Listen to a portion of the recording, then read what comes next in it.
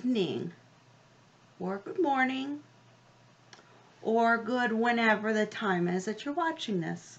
I hope you are all well, and I hope that you are ready to snuggle in, sit back, and relax as we read Chapter 2 of Mrs. Piggle, the Won't Pick Up Toys Cure. Here we go. Hubert was a very lucky little boy whose grandfather always sent him wonderful toys for Christmas. Hubert's mother said that his grandfather sent him these marvelous presents because Hubert was such a dear little boy. His father said it was to make up for the awful name they wished on him. Hubert was named for his grandfather. His full name was Hubert Egbert Prentice. Hubert liked the presents his grandfather sent him, but who wouldn't? He had an electric train with track that went 4 times around his bedroom and into the closet and out again, and had several stations, and every signal there was in 2 bridges and a snow shed. He also had a little builder set so large that he could build regular office buildings, and a great big wagon full of stone blocks made into shapes so that he could build big stone bridges for his electric train, and stone buildings, and even stone barracks for his 1,500 toy soldiers. Hubert also had a circus with every kind of wooden jointed animal and clowns and tightrope walkers and trapeze artists. He had a little typewriter and a real desk and a little radio and 2 automobiles. He had about 100 or more airplanes and little cars. He had a fire engine with real sirens and lights and hook and ladders, and so many books that he had to have 2 bookcases in his bedroom. Hubert liked all of his toys, and he was moderately generous about letting other children play with them. But he never put his things away. When his mother made his bed, she had to pick her way around and in and out and over the electric train and track. She had to take circus performers off the bureau and the bedpost.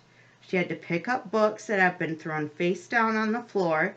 She was continually gathering up the little builder set. It used to take her about 3 hours to do Hubert's room and about an hour to do the rest of her housework. She would send Hubert up to put his toys away, but all he ever did was to stuff them under the bed or into the closet, and in the morning when his mother cleaned up his room, they were there for her to pick up. Mrs. Prentice was getting a little bored with this. One rainy Saturday, Hubert invited all of his little friends to play in his room. He had Dickie and Charlie and Billy and Tommy and Bobby.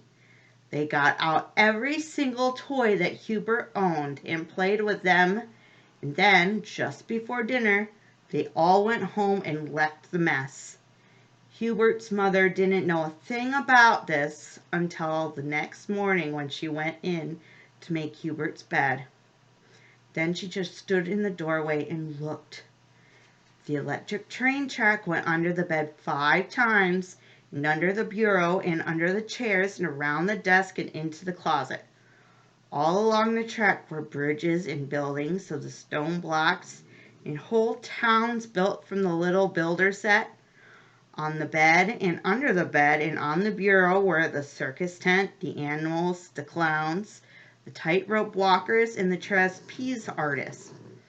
The floor was littered with books and little automobiles playing, painting sets and chemical sets and wood burning sets and crayons and coloring books and the little typewriter and the printer set and teddy bears and balls and jacks and parcheesi games and jigsaw puzzles and soldiers.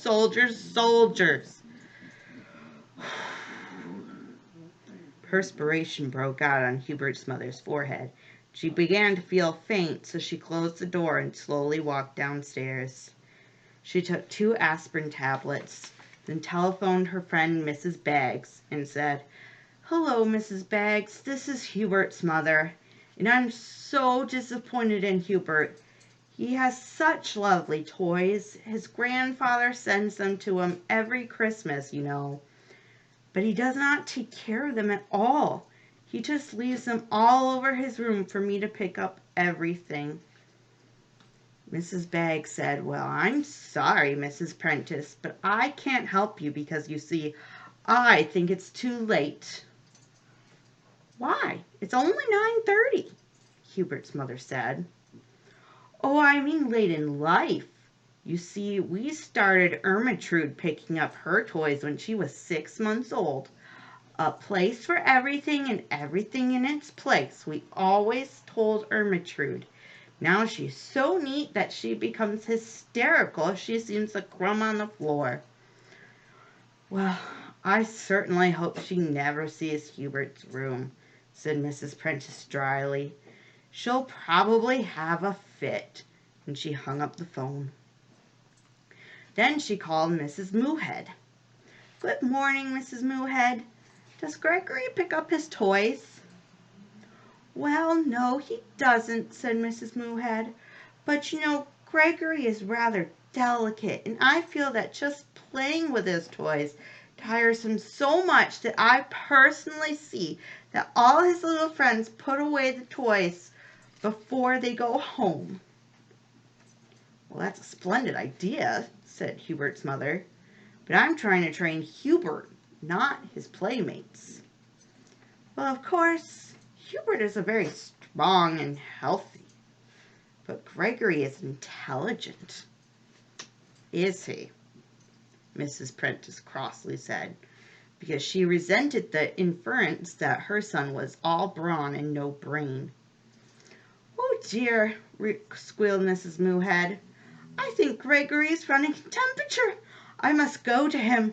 And she hung up the phone. Mrs. Prentice then called Mrs. Grapple. "Hello, Marge," she said. "How's Susan?" Mrs. Grapple said, "I've spanked her 7 times since breakfast, and I just heard her crash, so she is probably getting ready for another. How's Hubert?" "That's what I called about," said Mrs. Prentice. "Can you suggest a way to make Hubert want to pick up his toys? His room looks like a toy store after an earthquake." "Why don't you call Mrs. Piggle? I have heard she is perfectly wonderful. All the children in town adore her, and she has a cure for everything. As soon as I spank Susan, I'm going to call her." Hubert's mother said, "Thank you very much, Marge. That is just what I'll do. I had forgotten about Mrs. Piggle, but I just know she can help me." So she called Mrs. Piggle and said, "Mrs. Piggle, I hate to bother you, but you seem always to know what to do about children, and I'll confess that I don't know what to do to make Hubert put his toys away." Mrs. Piggle said, "Hubert is the sweet little boy with all the wonderful toys that his grandfather sends him, isn't he?" Mrs. Prentice said, "Why, yes. I didn't know you knew him." "Oh, yes," Mrs. Piggle said. "Hubert and I are old friends. In fact, he is building an automobile in my backyard out of orange crates and empty tomato cans. Hubert is a very good carpenter." Hubert's mother thought about the 2 little automobiles with rubber tires, real horns, leather seats big enough for 2 boys, and lights that turned on with a switch that Hubert's grandfather had given him, and wondered why in the world he would want to build an automobile out of old orange crates and tomato cans. She said, however, "So that is where he and Dickie go every afternoon. I certainly hope he behaves himself." "Oh, he does," said Mrs. Piggle. "We are all very fond of Hubert, but this problem of his toys, let me see." Mrs. Piggle was quiet for some time. Then she said, "I think that the best thing for you is to use my old-fashioned won't pick up toys cure. Starting now, Don't pick up any of Hubert's toys. Don't make his bed. In fact, do not go into his room. When his room becomes so messy and he can't get out of it, call me." Mrs. Piggle said goodbye and hung up the phone. Hubert's mother looked very relieved, went gaily about her housework, baked a chocolate cake for dinner, and did not say a word to Hubert when he came home with 10 little boys, and they all trailed upstairs to play in Hubert's room. The next morning when Hubert came downstairs for breakfast, his mother noticed that he had a little pan of watercolor paint stuck in his hair, and his shirt had purple ink from the printing set on one shoulder. She said nothing, but tripped upstairs after breakfast and quickly shut the door to his room. The next morning, Hubert's mother had a little trouble shutting the door of his room, and she noticed that Hubert had circles under his eyes, so he had not slept very well. The next morning, Hubert was very late coming downstairs. Before he opened the door, his mother heard a great clatter and scraping as though he was moving furniture. He had little builder bolts stuck to his sweater and 2 paint pans in his hair. He was so sleepy he could barely keep his eyes open, and he had a red mark on one cheek. His mother looked at it closely and saw that it was the shape and size of one of his stone blocks. He must have slept with his head on one of the bridges. On the 7th day, after Hubert's mother stopped putting away his toys, he did not come down for breakfast at all. About 11 o'clock, his mother became worried and called up Mrs. Piggle. She said, "Good morning, Mrs. Piggle. This is the 7th day of the old-fashioned won't pick up toys cure, and I'm worried.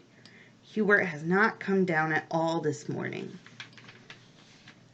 Mrs. Piggle said, "Let me see. 7th day. Usually takes 10 days. But Hubert has so many toys, he would naturally be quicker." "Quicker at what?" asked Hubert's mother anxiously. "Quicker at getting trapped in his room," said Mrs. Piggle. "You see, the reason Hubert hasn't come downstairs is that he cannot get out of his room. Have you noticed anything different about him lately?" "Well," Hubert's mother said, "he looks as though he hadn't been sleeping well. On the 4th morning he had a red blotch on his cheek, just the shape of one of his stone blocks." Said Mrs. Piggle. "He probably can't get out of his bed and is sleeping with his head on his blocks for a pillow." "But what will I do? How will I feed him?" "Wait until he calls for food, then tell him to open the window, and you put a piece of rather dry bread and peanut butter on the garden rake. He'll have to drink out of the hose. Tie it to the rake and poke it up to him." When Hubert's mother hung up the phone, she heard a muffled shouting from the direction of Hubert's room. She hurried upstairs and listened outside the door. Hubert was shouting, "Mother, I'm hungry." Hubert's mother said, "Go over and open the window, dear. I will send something up to you on the rake." Mrs. Prentice took the crusty piece of very old loaf of bread, spread some peanut butter on it, and took it around the side of the house. Soon Hubert's window was raised about a foot, and a hand and arm appeared. His mother stuck the bread to one of the tines of the rake and poked it up to the window. The hand groped around for a while and then found the bread and jerked it off. The window banged shut. That night, when Hubert's father came home, his mother told him all about Mrs. Piggle's treatment. Hubert's father said, "Mrs. Piggle sounds all right, but none of this would have happened if Hubert's grandfather hadn't given him so many toys.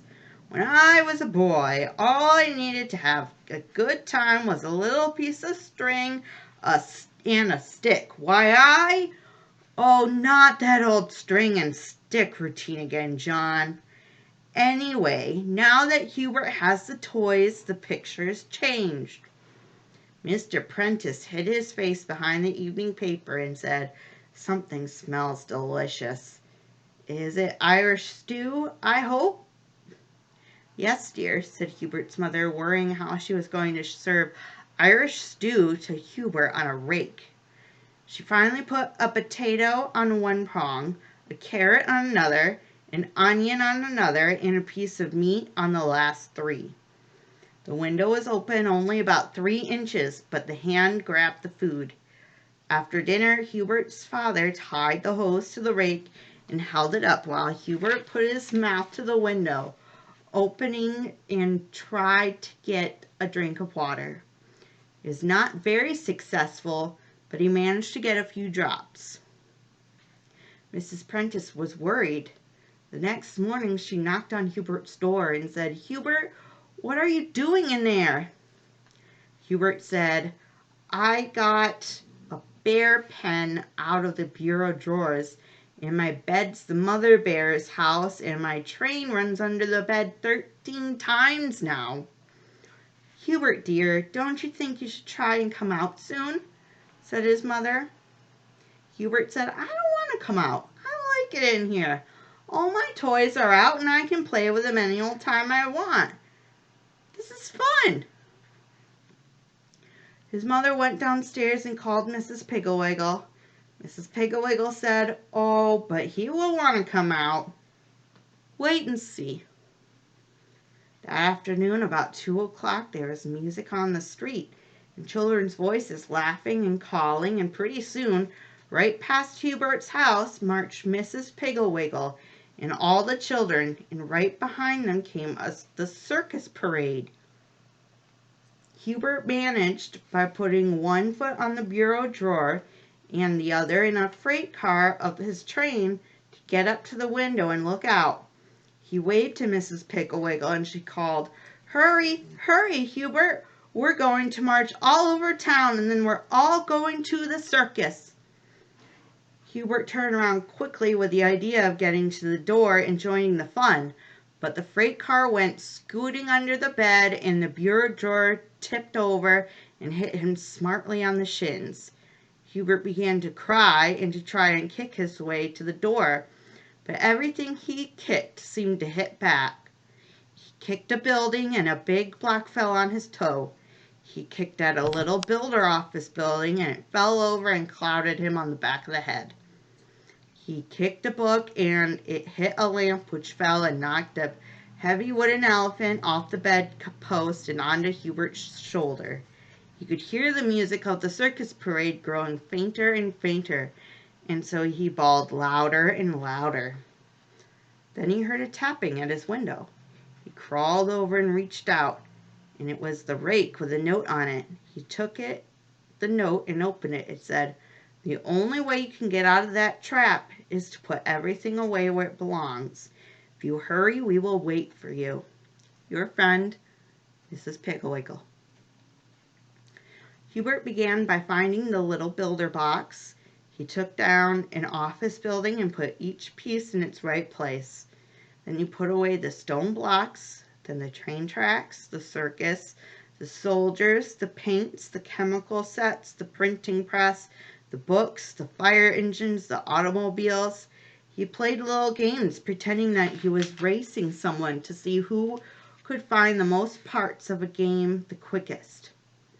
He had to take off the bedclothes and shake them in order to find the soldiers and the circus, and then he thought that as long as the bedclothes were off anyway, he might as well make his bed. It was so lumpy when he finished, he thought he had left some airplanes in it, and took the covers off again and shook them. He made the bed again, and this time it was neat and smooth. Hubert was proud. He was under the desk, finding the last piece of the little builder, when he heard the music again. He put the piece in the box, put the box in the closet, and tore down the stairs and out the front door. There they came, Mrs. Piggle, all the children, and the circus. Hubert ran out to meet them, and nobody said anything about the pan of orange paint stuck on his hair, or the purple ink on his cheek. Away they went down the street, Hubert carrying the flag and yelling the loudest. End of chapter 2. I will see you guys later for chapter 3. Bye.